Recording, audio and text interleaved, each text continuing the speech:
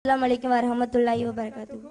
इन्नल मुस्लिमीन मुस्लिमात वल मुमिनीन वल मुमिनात वल हानिदीन वल हानितात वस्वादिकीन वस्वादिकात वस्वाबिरीन वस्वाबिरात वल हासिकीन वल हासिकात वल मुसद्दिकीन वल मुसद्दिकात वस्वाइमीन वस्वाकिमात वल हाफिलीन वल हाफिरात वल हाफिलीन फुरूजुकुम वल हाफिलात वदाकिरीन अल्लाह कसीरन वदाकिरात अदल्लाह लहु मग़फ़िरतन वअज्रुन अलीमा। என்னோட பேர் வந்து சபுராமா. நான் ஒரு முஸ்லீம் பெண். என்னோட ஊர் வந்து பெரியகுளம். எனக்கு வந்து அப்பா அம்மா கூட பிறந்தவங்க சகோதரர் 3 சகோதரர்கள் ஒரு சகோதரி இருக்காங்க. நான் வந்து சுன்ன ஜமாத்தில் 3 வருஷம் ஆலிமா படிச்சுட்டு இருந்தபோது நான் வந்து ஒரு இதுவாகவே எடுத்துக்கவே மாட்டேன். முஸ்லீம்னா ஃபர்தா போடணுமா அப்படியா இப்படியாண்டிகிட்டே இருப்பேன்.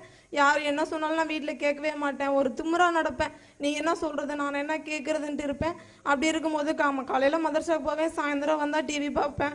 பாட்டு கேட்டுகிட்டே தான் உட்காந்துட்டு இருப்பேன். அப்படி இருக்கும்போது தான் வீட்டில் எல்லாம் சொல்லுவாங்க அப்படின்னா டிவி பார்க்காதாம்பாங்க. நான் இல்லை நான் அப்படி தான் நான் டிவி பார்ப்பேன். நீ என்ன சொல்கிறது அப்படின்ட்டு கேட்டு நான் டிவி தான் பார்ப்பேன். டிவி பார்த்துட்டு ஹோம்ஒர்க் பண்ணுவேன். இப்படியே பண்ணிகிட்டு இருக்கும்போது டிவியில் உள்ள மாதிரியே ரொம்ப டிவி அதிகமாக பார்க்கும்போது டிவியில் உள்ள மாதிரியே நானும் காதல் வழியில் சிக்கிக்கொண்டேன். அப்படி சிக்கியிருக்கும்போது தான் எனக்கும் பக்கத்து வீட்டுக்காரவங்களுக்கும் காதல் ஏற்பட்டுச்சு.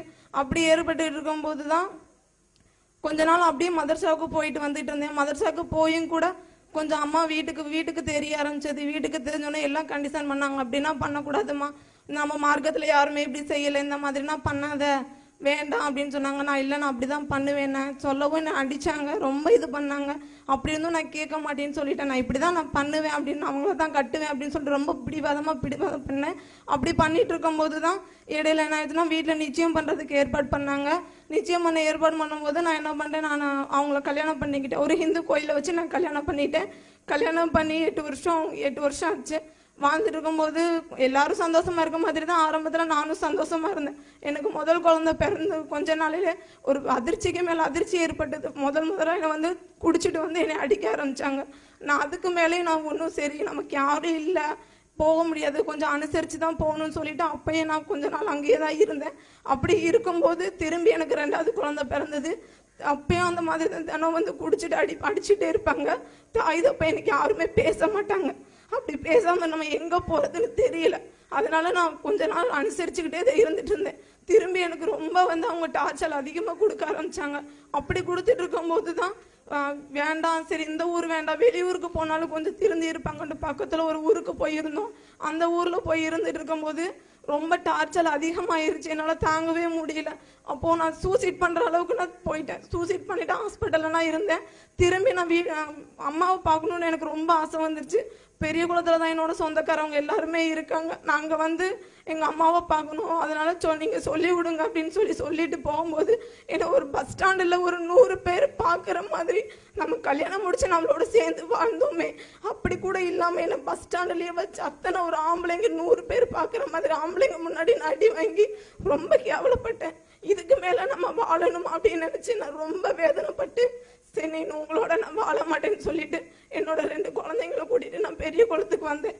பெரிய குளத்துக்கு வந்தபோது தான் நான் எல்லாருக்கிட்டையுமே சொன்னேன், இந்த மாதிரி நான் ரொம்ப இந்த மாதிரி வாழ்க்கையில ரொம்ப நான் பாதிச்சுப்பட்டேன், எல்லாரும் என்ன மன்னிச்சிருங்கன்னு சொல்லவும் எங்கள் அம்மா அவங்க ஏற்றுக்கல. அப்போ பெரிய குளத்துல ஜமாத்தில் தான் என்னை வந்து ஏற்றுக்க வச்சாங்க. அப்போ தான் நான் ரொம்ப உணர்ந்தேன். அப்போ வந்து எனக்கு இந்த குர்ஆன் வசனங்கள் எதுவுமே எனக்கு தெரியல. 3வது அத்தியாயத்தில் அல்லாஹ் தஆலா 3வது அத்தியாயம் 87வது வசனங்கள்ல சொல்றான், உலாயிக ஜஸாவுக்கும் அன்ன அலைஹிம் லஅனத்துல்லாஹி வல் மலாயிகத்தி வன் நாஸி அஜ்மஈன். அல்லாஹ் வானவர்கள் மனிதர்கள் அனைவரும் சாபமும் இருக்குது என்று தான் இந்த கூடியாகும் அப்படின்னு சொல்றான். அதே 8வது வசனத்துல சொல்றான், அந்த சாபத்தில் அவர்கள் வந்து நிரந்தரமா இருப்பாங்க, அவர்களுக்கு இந்த வேதனை லேசாக்கப்படவும் மாட்டாது, இந்த வேதனை அவருக்கு வந்து அவகாசமும் அளிக்கப்பட மாட்டாதுன்னு. அப்புறம் அல்லாஹ் தஆலா என்ன சொல்றான் பாருங்களேன், இந்த தன்னுடைய பாவத்தை உணர்ந்து யாரேனும் தன் பாவத்தை உணர்ந்து தன்னை சீர்திருத்தி கொள்வார்களாய் அல்லாஹ் மன்னிப்பவனாக இருக்கின்றான், தன் மன்னிப்பவனாகவும் நிகரற்ற அன்புடையவனாக இருக்கின்றான் என்று. அப்பதான் நான் ரொம்ப உணர்ந்தேன், நம்ம இவ்வளோ தப்பு பண்ணிட்டு நம்ம இந்த நிலைமைக்கு வந்து உட்காந்துருக்கோமே அப்படின்னு நினச்சி நான் ரொம்ப கவலைப்பட்டேன். அதுக்கு பிறகு எங்கள் அம்மாவை ஏற்றுட்டாங்க.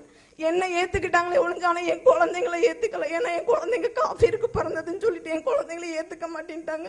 அதில் ரொம்ப நான் வேதனைப்பட்டேன். அப்புறம் எல்லாரும் சொல்லவும் அப்படின்னா செய்யாதீங்கம்மா, வேண்டாம், எந்த குழந்தையா இருந்தா என்ன, அல்லாஹ் படைச்சாம்மா அந்த குழந்தைய, அதனால நீங்கள் வந்துட்டு குழந்தைய ஏற்றுக்கங்கன்னு சொன்னோமே, இல்லை எங்கள் வீட்டில் இன்னும் 4 பிள்ளைங்க இருக்காங்க, அதனால அவங்கள வந்துட்டு கேள்விக்குறியாய் போயிடும், அதனால நான் வந்து ஏத்துக்க மாட்டேன் அப்படின்னு எங்க அம்மா ரொம்ப பிடிவாதம் பிடிச்சாங்க. அப்புறம் எங்க மாமா தான் இல்ல நான் பாத்துக்கிறேன் எல்லா பிரச்சனையும் அப்படின்னு சொன்னாங்க. அப்படி சொல்லிட்டு இருக்கும் போதுதான் நான் இங்க வந்து அம்மா ஒருத்தவங்க மூலியமா வந்து இங்க தாவா சென்டர்ல வந்து நான் வந்து சேர்ந்தோன்னே இங்க வந்து வெளியே எவ்வளவோ தெரிஞ்சாலும் இங்கே வந்து நான் நிறைய விஷயங்களை வந்து நான் தெரிஞ்சுக்கிட்டேன். என்ன மாதிரி எத்தனையோ பெண்கள் வந்து வெளியே சீரழிஞ்சுக்கிட்டும் இன்னைக்கு எனக்கு மேல வேதனைப்பட்டுட்டு ஒவ்வொரு பெண்களும் இருக்கத்தான் செய்யறாங்க.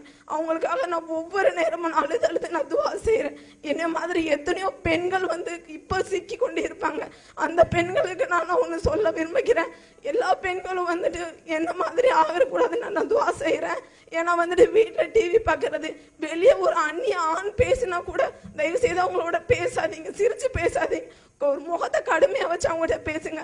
தாய் தம்பிட்ட வந்து உடனே சொல்லுங்க. அந்த மாதிரி என்கிட்ட வந்து ஒரு பையன் பேசுறான், உடனே தாய் தம்பிட்ட சொல்லுங்க, சொல்லாம மறைக்காதீங்க.